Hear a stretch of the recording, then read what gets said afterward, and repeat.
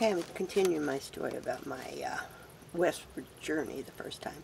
So, the day that I was supposed to meet the girls up in North Florida, I went outside and my cord that goes to my hitch to run my taillights wouldn't reach. So, I thought, well, I'll just go to the U-Haul place and have them lift and just, or put a new one on. Anyway, at the U-Haul place, no, they just rented trailers. They didn't do any of the other stuff. So I looked up another one, which wasn't a U-Haul, it was just a hitch place. And it was over in the warehouse area in Jupiter. So I went over there, couldn't find it. So I was stopping and asking everybody where it was at. And finally, they gave me directions and I found it. So the guy lengthened the cord and he asked me if I would hope you're not going very far. Because he seen what I had, what would you call it, rigged up on my hitch, and seen it was like 4 inches from the ground. So I said, oh no, I'm just going to North Florida, and which I was going to North Florida for the first part of my trip. So by the time I got started, it was after 12 o'clock, and it's at least an 8-hour drive to where I was going. So by the time I got there, it was dark, and I was lost. I couldn't find it, and the directions she gave me, I thought I was following them pretty good, but obviously not. But when it's dark, you can't see driveways or anything else where there's absolutely no light at all. And I called her up, the girl that I was going with, that was supposed to meet, and she gave me directions again. Actually, I called her 2 or 3 times, and I couldn't figure out what she was talking about. So I actually pulled in a gas station or a convenience store that was just closing the door. And I asked them the direction to where that was at, and they told me the directions. That's how I found it. So when I got to the place that I was supposed to be, I couldn't find the camp. And I was driving up and down and up and down and on the phone with the girl again, the lady. And she was just, there's a driveway, and I thought, I am not just pulling in blindly to a driveway. I'll go over in one of these canals and an alligator will eat me. So I eventually found it. So when I got there, I was trying to back into the place, and they were out there. Well, she was out there, and I think somebody else came out too, but trying to give me directions, which I cannot back up if somebody's trying to tell me how to do it. I can't back up hardly anyway. So anyway, I said, I'm just going to pull in straight. I was tired, and it was late by that time. And so I just pulled in straight, and it kind of worked. So next day, I think we stayed there the next day, and we left the following day.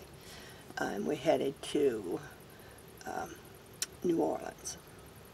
I think we stopped one day along the way at a Kmart, and then the next day we got to New Orleans.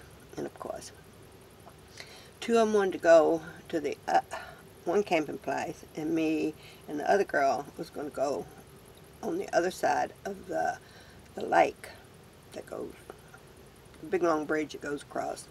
That it was right on the opposite side, so I thought we could just go right over that bridge and be there the next day.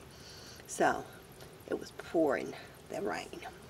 So when we got up the next day, after we got to New Orleans, I think the one stayed near New Orleans, and a camp there. It was very expensive, and so me and the other girl was taking the $8 a night with a senior discount because we were from Florida. No, that wasn't it, because we had that American passport or something where you get a half price, so, and it was a state park. So we went over to New Orleans, and we parked, and we really didn't know where we were going. We just wanted to see the Bourbon Street and all that stuff that tourists normally want to see. Always walking in the rain. This time it was just drizzling rain, drizzling. And we only had, let's see, I don't even know if it was an hour parking. but we was gone over that time, and it cost me, I think, $30 to park for that short a time. So we got back in the car and took off again, and I got lost again. So it must not have been another person's fault. Anyway, but she got mad. She was mad at me for getting lost.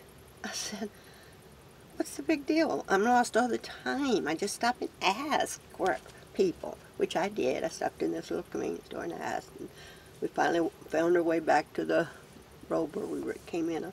But actually, it's no fun being with someone that's mad at you all the time. Anyway, I don't know if she's mad at me all the time, but she sure acted like she was. We got back to camp, and we stayed overnight there again. I think we stayed an extra day, but we did not want to go back to New Orleans. I mean, it was just rain, rain, rain.